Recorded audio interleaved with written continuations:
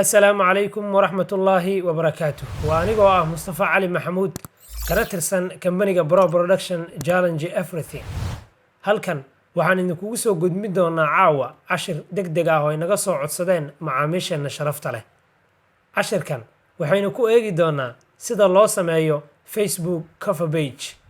haddaba waxaynu bilaabi doonaa ama aynu gudageli doonaa cashirkeena marka ugu horeysa haddaba aynu kicino Google Chrome si aynu u soo ogaano size-ka Facebook cover page waxaan ku qori doonaa Facebook cover size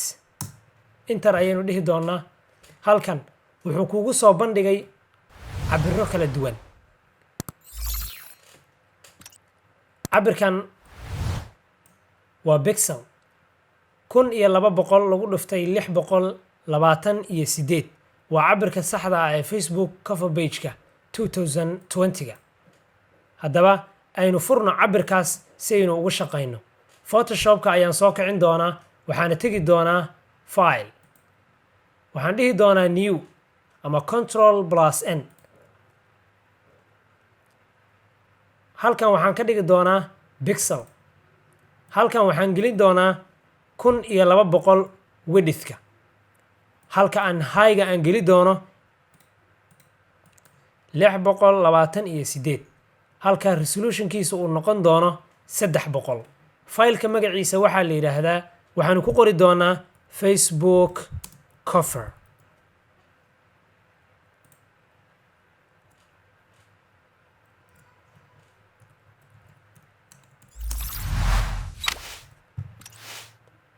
waxaan dhihi doonaa create si noogu abuuro page-kii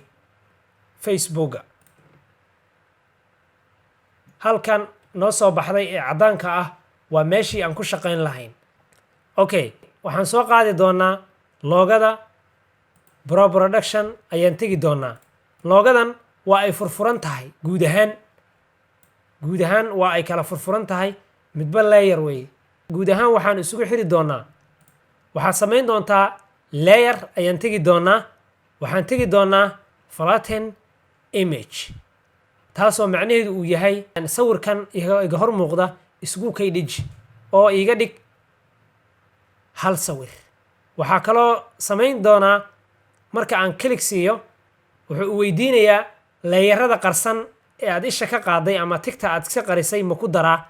okay ayaan dhihi doonaa guud ahaan waa uu isku daray sida haddaan arkayno waxay qaadatay background cadaan ah marka aan ka laabto Ctrl Z ayaan leeyahay Z sideedii hore ayay ku laabatay ma rabo in ay background yeelato laakiin ay isugu kay dhigto guud ahaan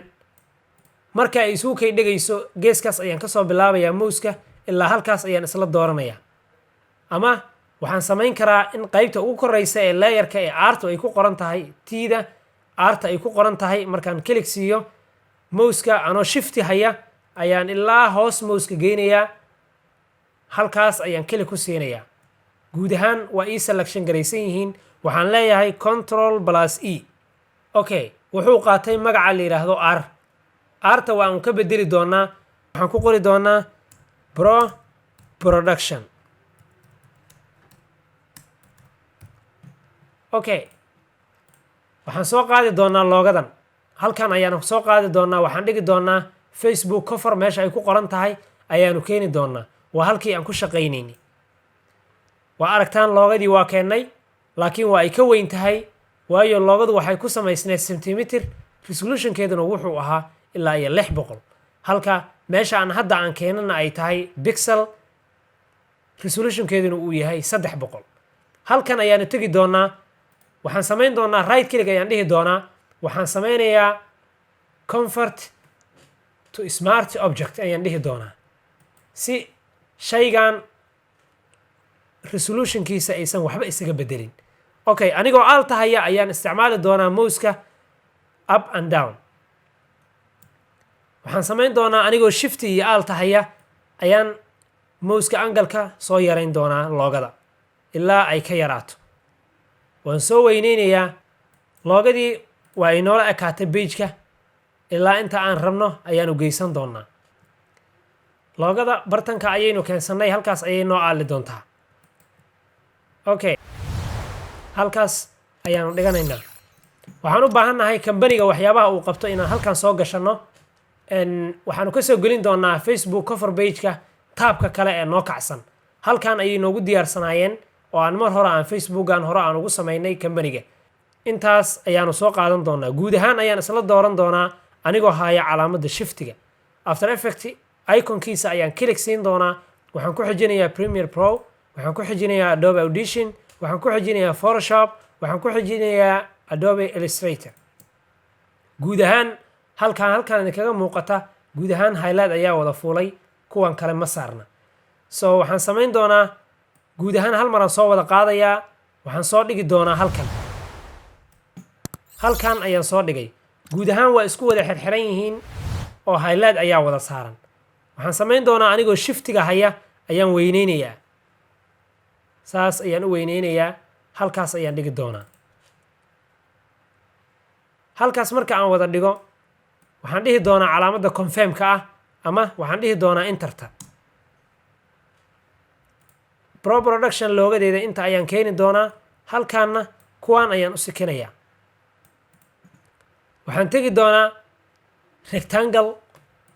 rectangle-ka ayaan right click dhihi doonaa waxaa noogu jira rectangle-ladan badan waxaan tegi doonaa midka ugu hooseeya ay ku qoran tahay custom shape tool click ayaan siin doonaa halkaas ay ku qoran tahay fallaarta ayaan click siin doonaa waan weyneynayaa halkan waxaa noogu jira ilaa iyo dhowr shape weli waa ay nagu yar yihiin waxaan tegi doonaa calaamadda settingska ah waxaan ka dooran doonaa calaamadda ay ku qoran tahay ama meesha ay ku qoran tahay oo click marka aan siiyo okay ayaan dhihi doonaa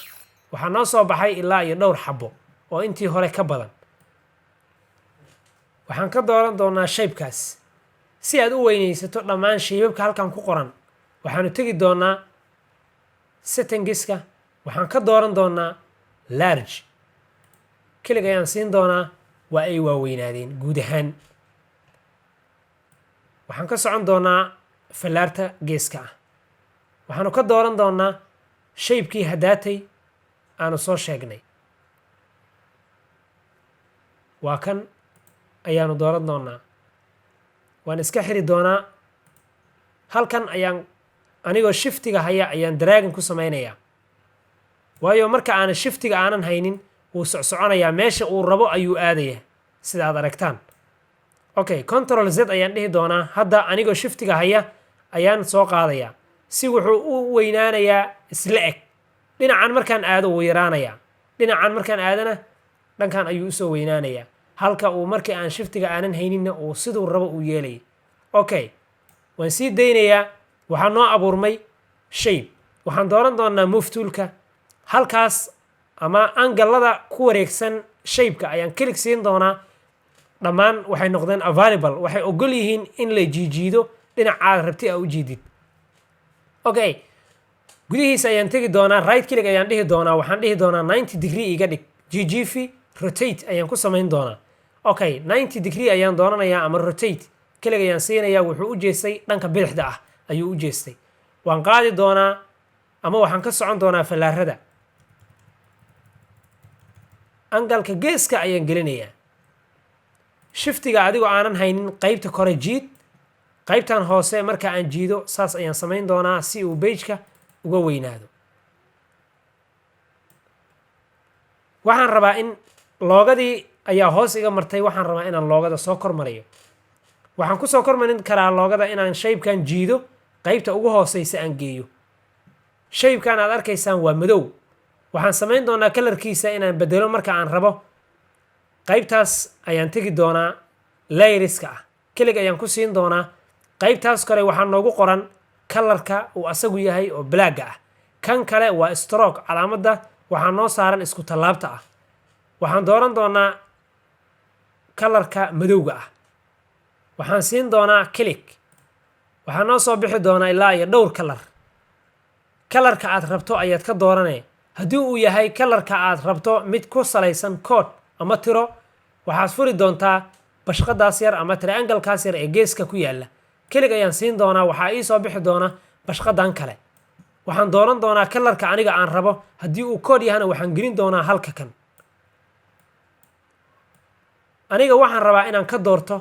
kalarka loogadayda inaan ka doorto kalarkaas buluuga ah iyo kalarkaas jaallaha ah ayaan rabaa inaan ka dhigo kalarka ah okay waxaan dooran doonaa loogada kalarkeeda midka dushiisa ah ayaan ka dooran doonaa marka aan click siiyo wuxuu qaadan doonaa kalarka buluuga ah ee owda kalarka ay leedahay click ayaan siinayaa wuxuu qaatay kalarka loogada okay markaan idhaahdo shape-ku wuxuu qaadan doonaa kalarka loogada ay leedahay ee buluuga ah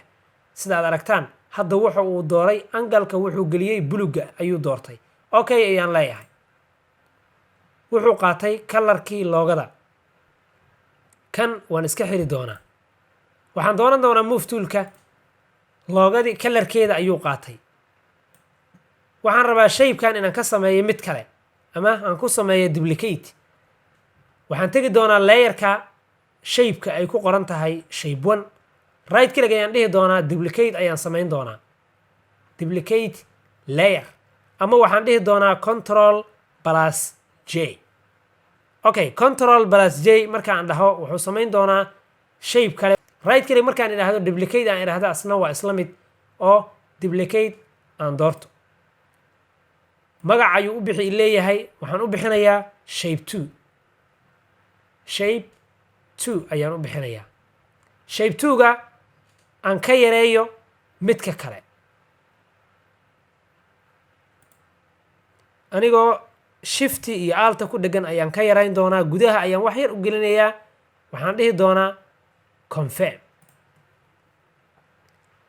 waxaan ka bedeli doonaa kalarka sidii looga bedelo waa aragnay halkan dariiqo ayaan aragnay hadaata dariiqo kale ayaan rabaa inaan ku tusiyo waxaan kaloon uga bedeli karnaa inaan asaga double click aan ku siiyo halkan ayuu kalarkiisu ku jiraa waxaan ka double click siin doonaa shape-ka waxaa lagu aqoonsadaa calaamadaas triangle-ka ah inta ayaan double click siin doonaa waxaa ii soo bixi doonaa kalarka meesha aan ka dooranayo double click marka aan siiyo waxaa ii soo baxaya halkan waxaan rabaa inaan ka dhigo caddaan caddaanka koodkiisu waa all f in all f aad ka dhigto caddaanka waa all f halka blue madowga uu ka yahay all zero uu ka wadaya okay ayaan dooran doonaa move toolka ayaan dooran doonaa labada shape ayaan isku dooranayaa si uu bulugaas yar ee geeska iga qarsoomo waxaan riixi doonaa fallaarta geeska ah okay facebook cover page-kii meeshaas ayuu noo marayaa iconadan ayaan rabaa in aan si isla eg aan u yareeyo guud ahaan hal mar aan isla wada dooranayaa anigoo shiftiga haya ayaan hal mar yarayn doonaa qaybtaas ayaan dhigi doonaa fallaarta ayaan ka soconayaa okay waxaan tegi doonaa facebook page waxaan soo qaadan doonaa qoraalkan ku qoran halkan ee ah waxaan diyaar u nahay in aan ku caawino asaga ayaan dooran doonaa waana soo qaadi doonaa waxaan geyn doonaa meeshii aan ku shaqaynayay ama facebook cover page-kii cusbaa ee hadda aan samaynayay waxaan samayn doonaa fartan inaan weyneeyo waa igu yar tahay waxaan tegi doonaa text click ayaan siin doonaa farta dusheeda ayaan imaan doonaa farta dusheeda markaan imaado mousku wuxuu noqonayaa ama diyaar uu u noqonayaa inaan fartan wax ku qoro ama ay editable tahay ayuu ii sheegayaa marka aan farta ka baxana wuxuu noqon doonaa mid triangle wata saa aragtaan hadda waa triangle markaan farta gudaheeda imaado wuxuu noqonayaa mid fartan inay wax lagu daro ama wax laga jaro ay diyaar u tahay marka ay fartu tahay sawir ma kuu ogolaanaya inaad wax ku darto ama aad wax ka dhinto sidii hadda uu yahay oo kale hadda production markaan dusheeda tago waa far laakiin diyaar uma ahan in aan wax ku daro ama aan wax ka jaro halkan markaan imaado diyaar ayay u tahay fartan inaan wax ku daro ama aan wax ka jaro click ayaan siin doonaa highlight ayaan wada saarayaa guud ahaan control plus a ayaan dhihi doonaa waxaan tegi doonaa taxiga meesha laga weyneeyo number 7 ayay noo tahay hadda in aan furno halkan oo aan numberka aan rabno aan ka dooranno ilaa iyo 10 waa ay soo weynaatay waxaan tegi doonaa move toolka kor ayaan u sikin doonaa halkaas marka ay noo marayso waxaan rabnaa inaan soo qaato loogadan mar kale aan duplicate ku sameeyo ama aan soo koobiyeeyo haddaata waxaynu soo marnay qaybtii hore marka aan sameynayo layerka in aan dhahayay duplicate layer ama control J waxa kale siyaabo kale oo loo koobiyeeyo oo ah adigoo alta ku dhagan in aad dragging aad ku sameyso oo meesha aad rabto aad u jiido faylka aad rabto inaad koobiyeyso ama faylka aad rabto inaad hawsha ka qabanayso waa inaad isaga doorataa kow waxa aan doortay loogada pro production marka aan doortay waxaan qabanayaa calaamadda alta mouseka waxaa ku soo kordhaya mouse kale oo yar haddaad aragtaan oo koobi ah waxaan dragging ku samayn doonaa loogada ilaa iyo anigoo haya alta aya keliga waxaan geyn doonaa meesha aan u baahanahay keliga ayaan deyn doonaa kadib alta ayaan deynayaa waxaan rabaa loogadan inaan ka dhigo khafiif ama watermark sida aad u taqaanaan loogada kow aan weyneeyo anigoo shift iyo alta haya soo weynee ilaa iyo adiga inta qiyaastaada ah qofba dooqiisa qaybta kore ayaan u sikin doonaa anigoo isticmaalaya fallaarada qaybta kore ilaa aan ka geeyo bartamaha okay confirm ayaan dhihi doonaa waxaan rabaa loogadan inaan ka dhigo transparent ama watermark qofba siduu u yaqaano ama khafiif aan laga arki karo qoraalka ku dul qoran ama laga akhrin karo qoraalka ku dul qoran okay waxaan tegi doonaa loogada dusheeda loogada ayaan tegi doonaa hadda loogadu waxay noo tahay smart object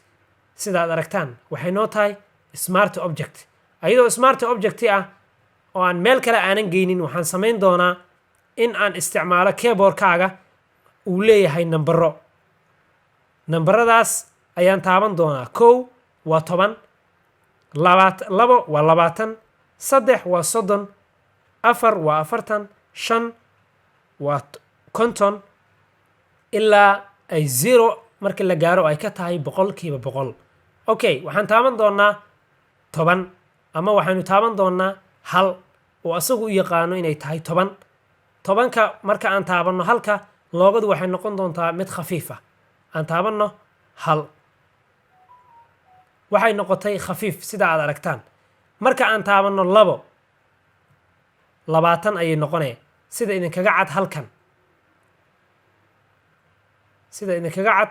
halkan opacity-ga ama aragtida shaygaasi 4 marka aan taabto waxay noqon doontaa 40% waxay noqon doontaa 50% 60% ilaa aad ka gaarto 0 marka aan taabto ay 100% noqonayso okay aan doorano marka 10 15 marka aan doorto waxay noqon doontaa 15% okay aan ka dhigano 15 ama 20 nooga dhig hadda qoraalka ku dul qoran waa mid laga akhrin karo qoraalka ku dul qoran waa mid laga akhrin karo waana loo jeedaa icon-nadan halkan noo saaran loogada waxay joogtaa kala barka qaybna way ka koraysaa qaybna waa ay ka hooseysaa guud ahaan iyada waa inaan ka hoos marinaa layerada aan isticmaalayno ama aan rabno in la arko okay waanu samayn doonaa kofarra kuwaan ka qurux badan ama ka duwan design ahaan cashirkan wuxuu degdeg u yahay macaamiisha soo codsatay marka waa inaan tusnaa sida qaabka loo abuuro muhiimaddu waa inuu qofku ogaado size-ka laakiin design ka duwan ama design ka qurux badan adigu waa samaysan kartaa laakiin waa inaad ogaataa size-ka inta safe area ah ee fuulaysa Facebook cover page-kaaga okay waxaan rabnaa inaan samayno filekan ayaan rabaa inaan save gareeyo si berri aan wax uga bedelo haddii aan design ka qurxoon aan soo arko inaan wax ku dardarsan karo waxaan tegi doonaa file waxaan tegi doonaa save as ama shift plus control plus s kilig ayaan siin doonaa wuxuu ii soo bandhigayaa saaxadan ama bashqadan ayuu ii soo diri doonaa waxaan ka dooran doonaa meesha aan ku save garaynayo desktop-ka ayaan dhihi doonaa ii dhig meeshan waxaa iigu qoran folderkii aan hore usoo diyaarsaday ee ahaa cover Facebook kilig ayaan ku siin doonaa ama asaga ayaan furi doonaa halkan ayaan ku qori doonaa Facebook cover size ayaan ku qori doonaa waxaan dhihi doonaa save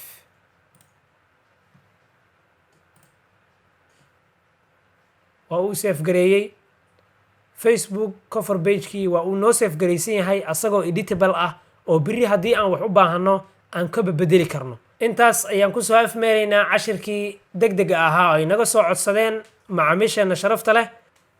waxaan filayaa waa aad heshay wixii aad raadinaysay. haddaba waxaynu kaa codsanaynaa inaad subscribe iyo like inoo tiraahdo page-ka iyo inaad noo share garayso si uu u gaaro asxaabta kale. hana ka iloobin inaad saarto gambaleelka si ay kugu soo dhacaan cashir walba oo aan soo gelino page-ka. waa anigoo ah Mustafa Cali Maxamuud waxaan idinkaga tegayaa kulanti dambe oo xiiso leh. assalaamu calaykum waraxmatullaahi wabarakaatuh.